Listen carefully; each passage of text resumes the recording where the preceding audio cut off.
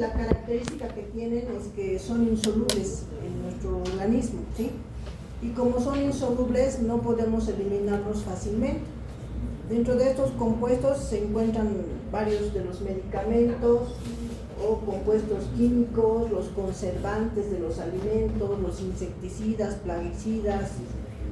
Todos los alimentos enlatados tienen xenobióticos, que son compuestos que ayudan a conservar el alimento, pero a la vez son compuestos químicos extraños a nuestro cuerpo y que es difícil eliminarlos. Entonces, su importancia es que estos compuestos pueden causar una intoxicación, por un lado, y por otro lado pueden causar incluso el cáncer. Entonces, por eso son importantes de estudiarlos, ¿no? Entonces, estos xenobióticos pueden ser de pueden tener de diferente estructura química, como podemos ver, pueden ser halocarbonados, pueden ser aromáticos, pueden ser ahí están los aromáticos con halógenos, pueden ser también nitroaromáticos, es decir, pueden contener nitratos, ¿no es cierto?, en su composición química, o bien pueden ser plásticos, ¿no? Plásticos como el polietileno, el más conocido, o sea, son de diferente característica química. Todos estos compuestos químicos que los consumimos o los ingerimos de alguna otra forma son metabolizados por el citocromo P450, ¿ya? Entonces eso es lo más importante. El citocromo P450 metaboliza todos los xenobióticos y estos no solo se dedican a metabolizar, estos citocromos no solo metabolizan xenobióticos, pueden metabolizar otro tipo de sustancias también insolubles, como ser las hormonas esteroideas, ¿no es cierto?, o cualquier tipo de compuesto de origen lipídico más o menos, o apolar. Entonces eso es lo que hacen los citocromos, ¿no? Metabolizar o solubilizar a sustancias apolares, y entre estas a los xenobióticos. Entonces lo que hacen básicamente los citocromos P450 es utilizar varias reacciones químicas para poder conseguir este grupo hidroxilo en los compuestos, es decir, hidroxilar a los compuestos químicos para que sean solubles. No solo los citocromos P450 van a producir este efecto de hidroxilar o de solubilizar las sustancias. Hay varios tipos de citocromos de la familia de los citocromos que metabolizan diversas sustancias químicas. Estos citocromos se los abrevia con las letras CYP, ¿no es cierto? CYP, que pueden ser el CYP 1, 2, 3, 4, fíjense, hay hasta el 51, y cada uno de esta familia de citocromos metabolizan o solubilizan un tipo de compuesto químico, ¿no?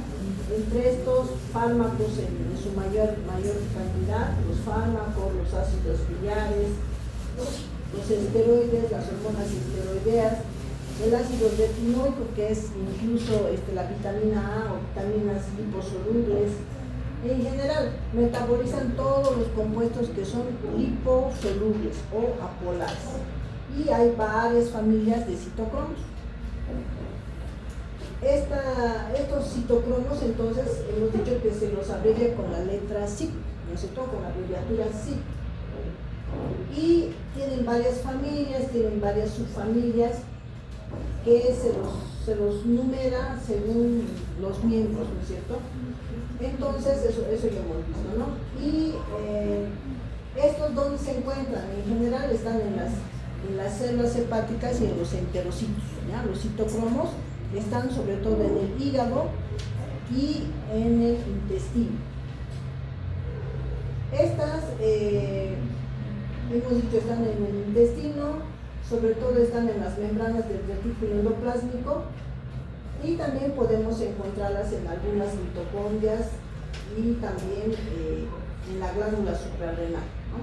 Entonces, existen ciertas enzimas de origen mitocondrial que pueden contener estos citocromos, como son las flavoproteínas que están unidas al NAD-fosfato, y también entre las enzimas la adrenotoxina reductasa y la hierroazufreno y la adrenotoxina. Entonces son enzimas que promueven o que trabajan junto con el citocromo P450 para solubilizar las sustancias en general. Lo que tienen que acordarse es que el citocromo P450 es el responsable de solubilizar a los xenobióticos. Debido a que el citocromo va a solubilizar a estos compuestos insolubles, pueden darse estas interacciones farmacológicas. Es decir, por ejemplo, como los citocromos pueden solubilizar o metabolizar al fenobarbital, que es un medicamento, y este también metaboliza a la warfarina, entonces hay una interacción. Entonces, por lo tanto, se va a reducir la eficacia de la warfarina en relación al fenobarbital y por lo tanto se tiene que aumentar la dosis o se tiene que disminuir la dosis dependiendo del tipo de interacción. Entonces, gracias a los citocromos P450 pueden haber interacciones entre dos fármacos. Es por eso que en farmacología ustedes ya van a llevar las interacciones, qué fármacos con qué fármacos no se pueden utilizar o hay que disminuir la dosis, o al revés, qué fármacos se disminuyen entre ellos y hay que aumentar la dosis, ¿no? Entonces, de eso depende la interacción farmacológica, por un lado.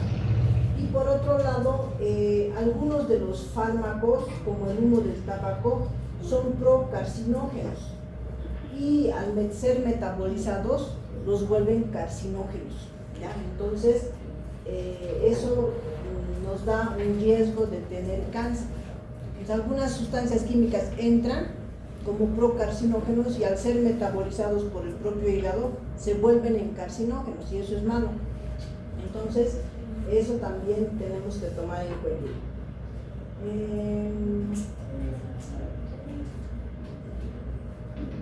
Entre un dato curioso es que la toronja puede contener ciertos compuestos químicos como la furanos cumarinas que pueden inhibir al citocromo P450 y de esa manera, si comemos toronja, va a afectarse el metabolismo de algunos fármacos, entre ellos el omeprazol, los antihistamínicos, los antidepresivos, no se van a metabolizar, por lo tanto su acción va a ser más duradera. Entonces, ¿qué recomendación ustedes darían cuando están haciendo un tratamiento farmacológico? No comer toronja, ¿ya? No tienen que comer toronja cuando están tomando algún medicamento, porque eso inhibe al citocromo P450 y eso hace que entonces el fármaco sea más tóxico y no se puede eliminar fácilmente del organismo. Entonces, la toronja pueden comerla, pero cuando consumen medicamentos, no, traten de evitar. Ahora,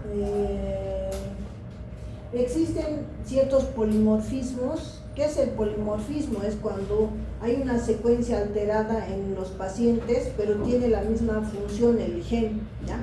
O sea, varía un poco las secuencias y pueden tender eso a variar también la función del citocromo P450.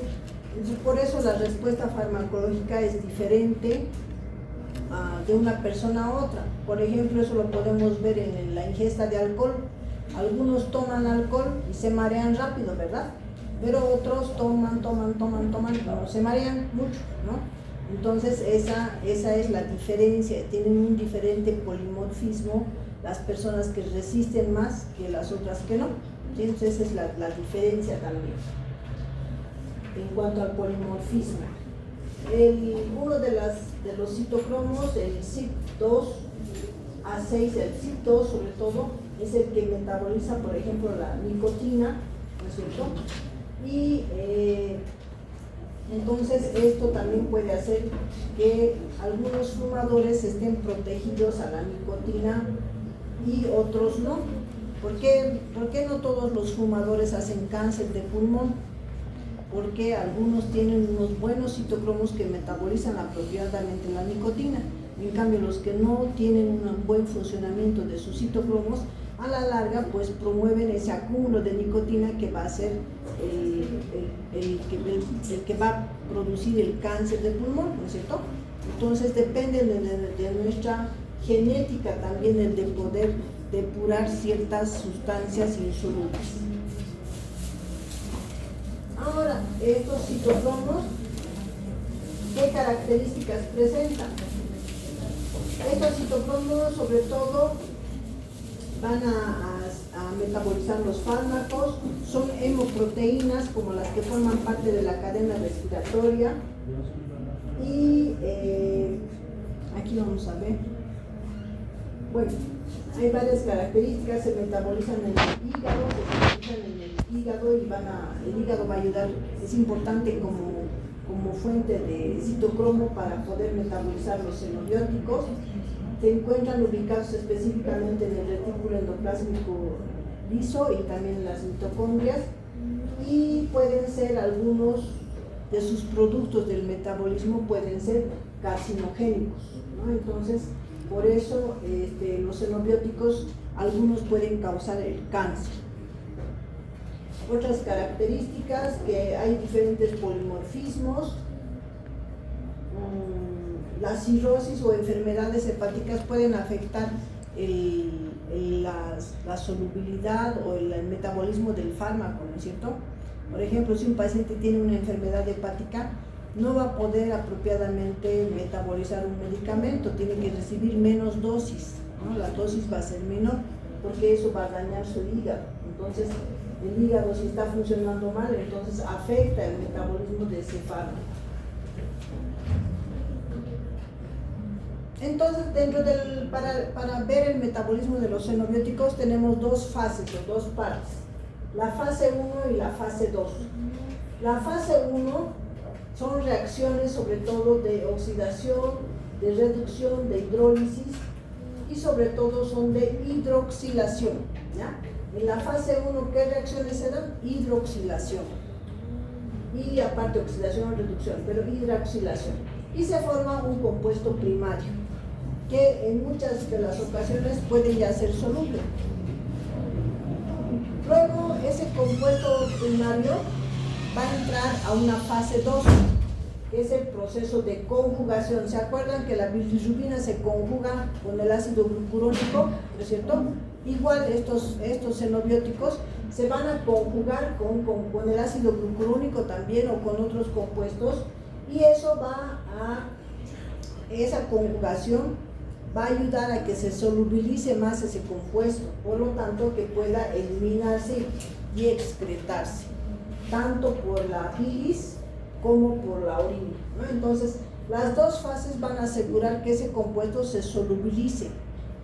En algunos casos, con la primera fase ya va a ser soluble el compuesto, pero en algunos casos va a requerir una segunda etapa de conjugación para solubilizarse. Entonces, no se van a olvidar, fase 1, hidroxilación sobre todo.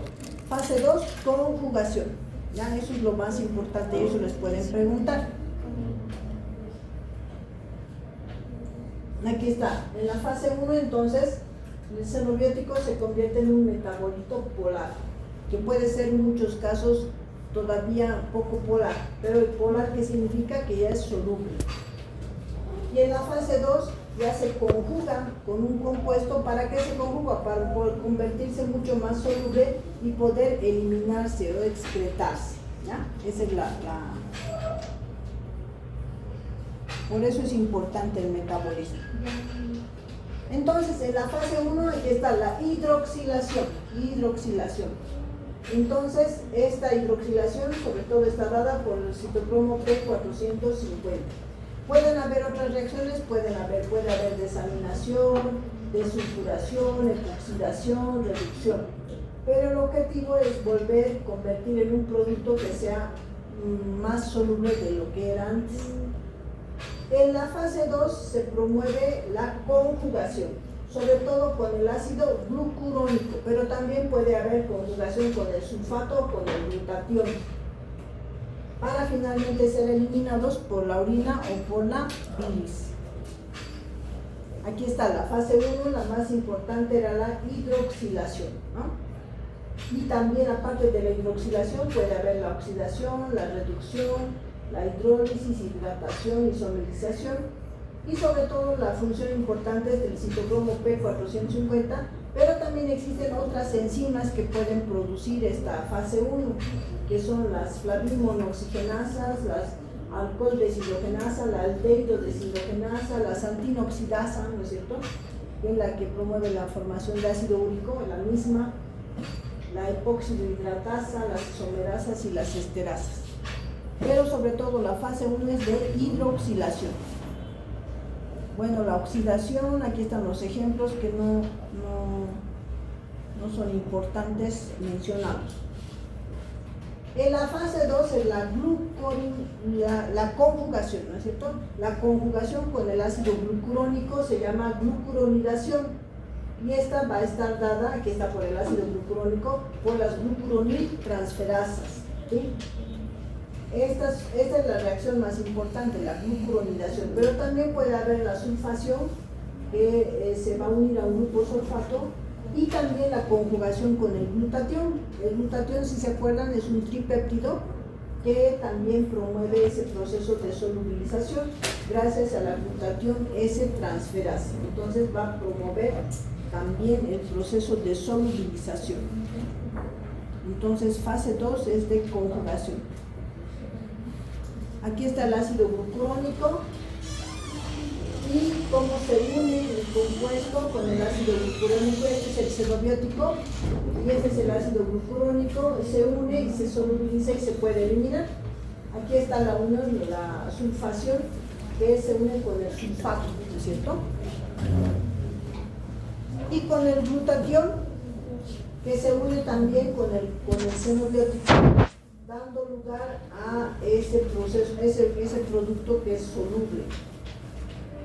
¿Qué es el glutatión? ¿Se acuerdan? El glutatión es un tripéptido, el glutamil, cisteína, glicina, es un tripéptido, y que este también, aparte de ayudar al proceso de conjugación, es importante porque ayuda a disminuir los niveles de peróxido de hidrógeno para evitar la anemia hemolítica, ¿ya? Entonces, como recuerdo, esto lo hemos visto en vías de las pentosas el anterior semestre, ¿ya? Entonces el glutatión, además de promover el proceso de solubilización, también disminuye los niveles de peróxido de hidrógeno, por lo tanto actúa como antioxidante y promueve evita la anemia hemolítica. Aparte de la conjugación, aparte de la glucuronidación, la unión con el ácido, con el glutatión, también puede haber la acetilación mediante las acetiltransferasas, o también puede haber la metilación, donde la metionina sobre todo dona el grupo metilo y eso hace que se solubilice también el compuesto. Estas son las enzimas que van a promover el proceso de conjugación. La más importante, la UDP-glucuroniltransferasa, que promueve la unión con el ácido glucurónico, la sulfotransferasa, ¿no es cierto?, que promueve la unión con el sulfato, la acetiltransferasa, que une a la coenzima A, la metiltransferasa, que es la que une el grupo metilo con el xenobiótico, la glutatión S-transferasa, que une este glutatión con el xenobiótico, y la N-acetiltransferasa, que une unos aminoácidos solubles, que son polares, al xenobiótico. ¿Para qué? Para que se solubilice.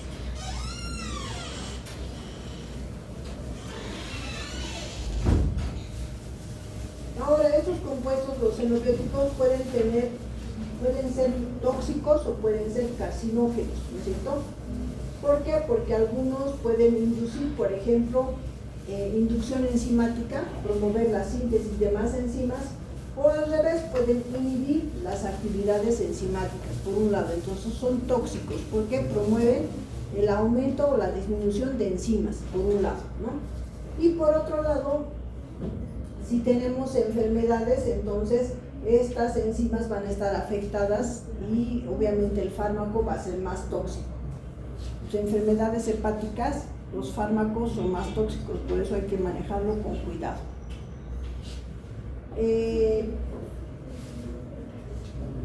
Cuando consumimos los xenobióticos, entonces estos pueden, como actúan como son agentes extraños, no son reconocidos como propios, entonces pueden imitar o pueden desencadenar una enfermedad autoinmune, ¿sí?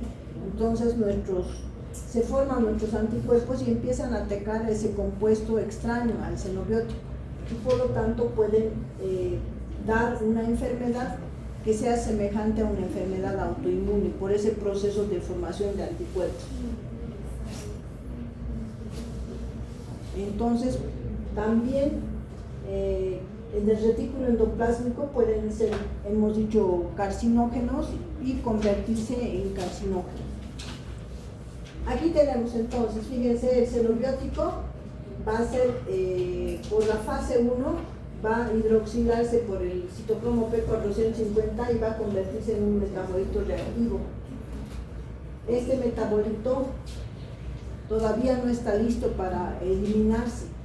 Entonces, en algún caso puede, por un lado, unirse a las macromoléculas y producir lesión celular, o puede volverse un acteno y producir una reacción autoinmune, o bien puede producir alguna mutación incluso a nivel del material genético y producir el cáncer. Entonces, por eso se los considera como procarcinógenos. Y en una segunda etapa, en la fase 2, donde se conjuga ya sea con el glutatión o con el ácido glicurónico, ya se vuelve un metabolito que no es tóxico y este metabolito ya puede eliminarse por la orina, ¿no? Puede eliminarse por la orina.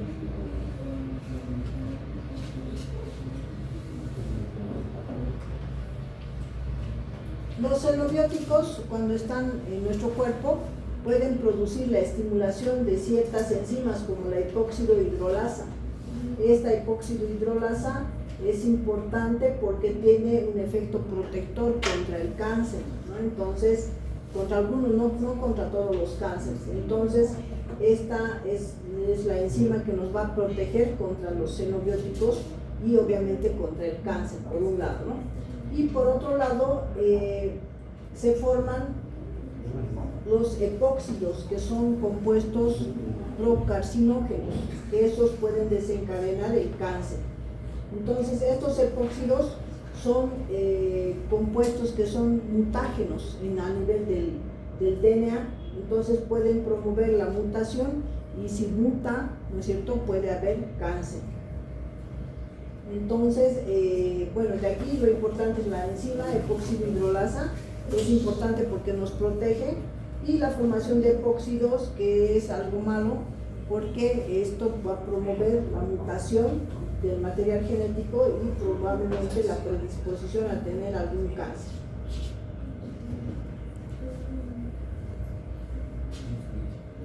Listo, entonces ese es el tema que hemos terminado.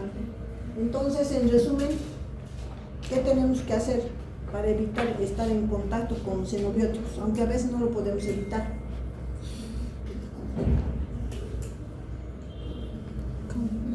Tenemos que evitar o tratar de consumir menos enlatados, ¿no es cierto?, que son los que tienen conservantes.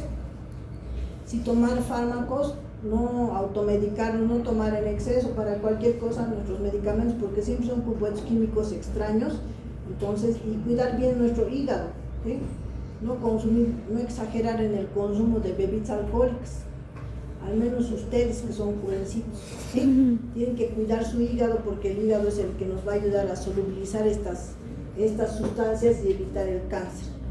Sabemos que, como les había dicho alguna vez, todos somos predisponentes a tener cáncer, ¿no es cierto?, por el paso de los tiempos. Entonces tenemos que evitar, llevando una vida saludable, y evitar todos los alimentos enlatados y procesados, ¿no?, como las salchichas, todo lo que es procesado.